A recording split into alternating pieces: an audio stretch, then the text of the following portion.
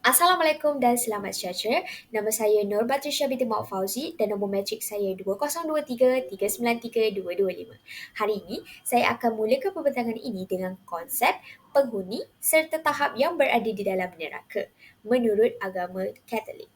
Jadi, tanpa melengahkan masa, kita mulakan dengan pengertian neraka dari sudut pandangan agama Katolik. Umum mengetahui semua manusia pasti akan menghadapi kematian. Betul tak? Kematian adalah salah satu kenyataan hidup. Manusia akan mengalami kematian seperti makhluk hidup lain yang diciptakan oleh Allah. Manusia yang berasal dari debu akan kembali menjadi debu. Maka semua umat manusia perlulah menyiapkan diri dengan segala amal kebaikan sebelum ajal tiba. Di sini kita dapat lihat dua pandangan yang berbeza daripada agama Islam dan juga Katolik. Dalam pandangan agama Islam, neraka merupakan tempat siksaan dan hukuman bagi orang-orang yang melanggar perintah-perintah Allah dan tidak bertaubat. Neraka dipercayai sebagai tempat yang sangat mengerikan dan penuh dengan penderitaan yang tidak terbayang di akal. Konsep neraka dalam Islam didasarkan pada ajaran Al-Quran dan hadis Nabi Muhammad SAW. Selain itu, Al-Quran juga telah menjelaskan secara terperinci tentang neraka di mana ia digambarkan sebagai tempat yang menyala dengan api yang sangat panas dan memiliki sisaan yang beragam. Sebagai contoh, sisaan api, sisaan air mendidih, sisaan berupa pakaian dan besi yang menyala-nyala dan banyak lagi. Manakala, dari sudut pandangan agama Katolik, neraka merupakan tempat penyiksaan yang kekal bagi mereka yang mati dalam keadaan berdosa besar dan tidak bertaubat sebelum kematian. Neraka difahami sebagai hukuman yang adil yang diterima oleh individu yang dengan sengaja menolak hubungan dengan Allah dan tidak melakukan kejahatan yang besar. Maksud dari neraka dalam agama Katolik adalah untuk memberikan gambaran tentang konsekuensi yang mengerikan dari memilih hidup dalam dosa dan menolak rahmat dan kasih Allah SWT. Selain itu, neraka merupakan pemisah abadi dari hadirat Allah di mana individu mengalami penderitaan dan kesengsaraan yang berlangsung selama-lamanya. Seterusnya, kita beralih kepada penghuni di dalam neraka. Jadi, siapakah golongan yang akan masuk ke dalam neraka? Dalam ajaran Katolik, penghuni neraka dipercayai adalah mereka yang mati dalam keadaan berdosa besar. Sebagai contoh, dosa moral yang disengaja dan dilakukan tanpa penyesalan. Mereka yang secara sedar dan dengan bebas menolak hubungan dengan Allah dan mengabaikan kehendaknya dalam hidup mereka dianggap berisiko kehilangan keselamatan mereka dan masuk ke dalam keadaan yang disebut neraka.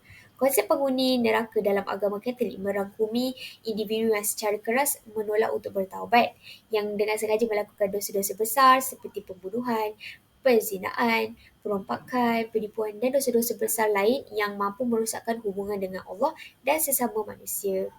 Mereka yang tidak memperbaiki kehidupan rohani mereka dan tidak memohon pengampunan atas dosa-dosa mereka juga dianggap berisiko masuk ke dalam neraka.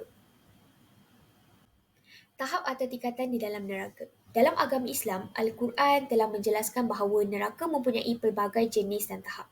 Manakala dari konteks agama Katolik, tiada sebarang rujukan ataupun kenyataan yang spesifik yang mengatakan bahawa neraka mempunyai peringkat. Namun begitu, dari sudut pandangan agama Kristian, terdapat beberapa sumber rujukan yang telah dikenal pasti peringkatnya di dalam neraka. So, berdasarkan buku rujukan Alkitab, neraka terbahagi kepada 3 peringkat iaitu Syul ataupun Hades, Gehenna dan juga jurang yang tak berdasar. Syul merupakan tahap neraka yang paling atas atau disebut sebagai tempat penantian. Tempat penantian ini adalah tempat di mana jiwa yang tidak luput dihimpun oleh utusan-utusan neraka. Bukan itu saja, Hades juga merupakan tempat orang-orang fasik yang tidak mempercayai kewujudan Yesus. Seterusnya adalah Gehenna. Gehenna ataupun disebut sebagai neraka merupakan tahap tengah di dalam neraka. Penyiksaan dan azab di tahap ini adalah lebih kejam apabila dibandingkan dengan neraka di tahap Hades. Berdasarkan Alkitab, Gehenna boleh ditafsirkan seperti 3 perkara berikut, iaitu neraka sebagai sebuah tempat yang terpisah daripada Tuhan, neraka sebagai tempat syaitan dan malaikat memberontak, dan akhir sekali neraka itu bersifat kekal. Dan peringkat akhir yang ada di dalam neraka menurut agama Kristian adalah jurang yang tidak berdasar. Jurang yang tidak berdasar merupakan bahagian neraka yang paling bawah sekali. Lautan api serta belerang juga wujud pada tahap ini untuk memberi penyeksaan kepada jiwa yang berdosa di mana mereka direndam di dalam lautan tersebut. Tambahan lagi, menurut tiga tingkatan neraka menurut Alkitab 2020, terdapat iblis yang menyerupai seekor naga dilepaskan ketika 7 tahun penderitaan. Kesimpulannya, pandangan tentang neraka adalah luas dan bervariasi dalam perspektif pelbagai agama. Dalam Islam, neraka adalah tempat siksaan yang mengerikan bagi orang-orang yang melakukan kejahatan dan dosa. Manakala dalam agama Katolik, neraka adalah tempat penyiksaan yang kekal bagi mereka yang berbuat jahat. Gereja Katolik mengajarkan bahawa neraka ada sebagai peringatan dan ajakan untuk bertaubat, bukan untuk menakutkan umatnya. Secara keseluruhan, neraka merupakan tempat penghukuman bagi mereka yang melanggar ajaran agama masing-masing. Sementara syurga adalah tempat pahala bagi mereka yang taat kepada Allah. Penting bagi kita untuk berusaha melakukan kebaikan dan menjauhi larangan Allah agar terhindar daripada siksa api neraka.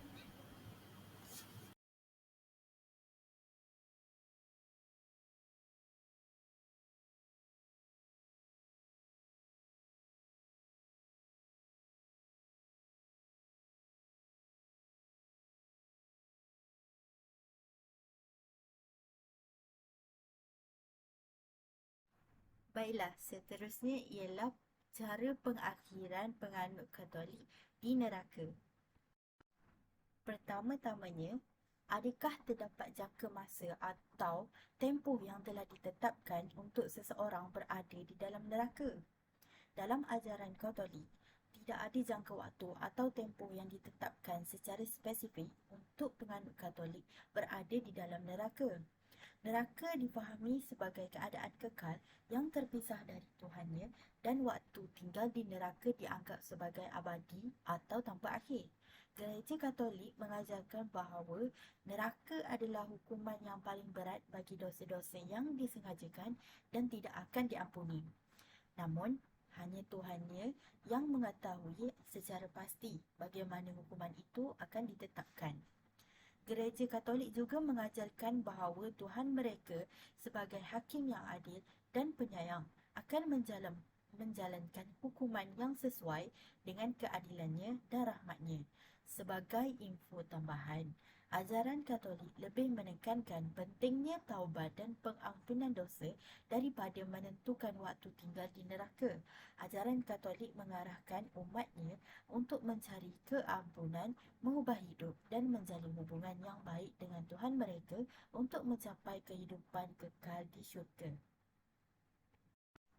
Seterusnya, apakah terdapat alam atau destinasi akhir lain selepas kematian di dalam neraka bagi penganut Katolik?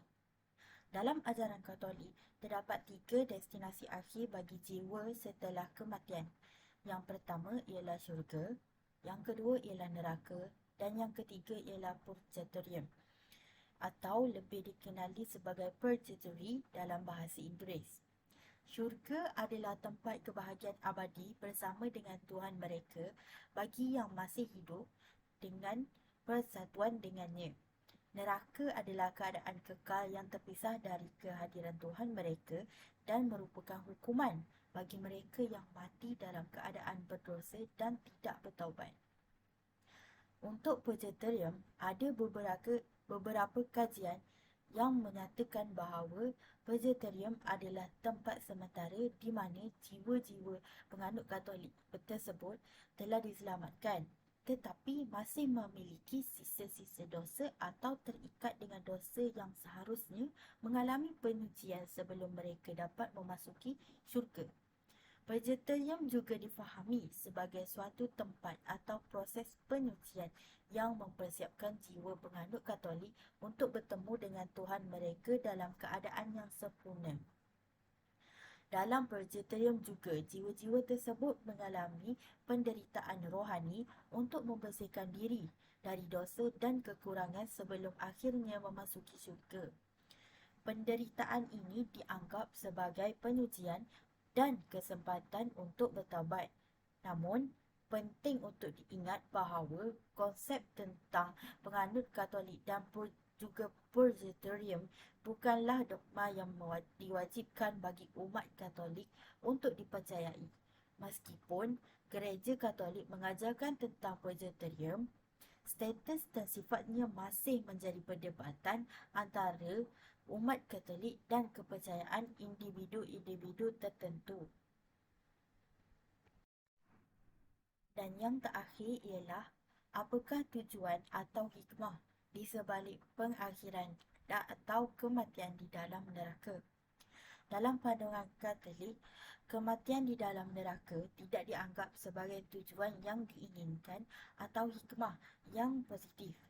Sebaliknya, kematian di neraka dipandang sebagai akibat dari keputusan bebas seseorang penganut itu untuk hidup dalam keadaan berdosa dan menolak daripada bertaubat serta menerima pengampunan Tuhan.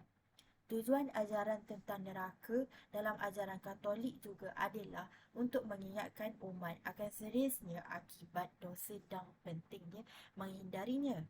Hal ini dimaksudkan untuk merangsang umat agar hidup dalam kebaikan, mencari pengampunan dosa dan menjalani hidup yang menyenangkan Tuhan mereka.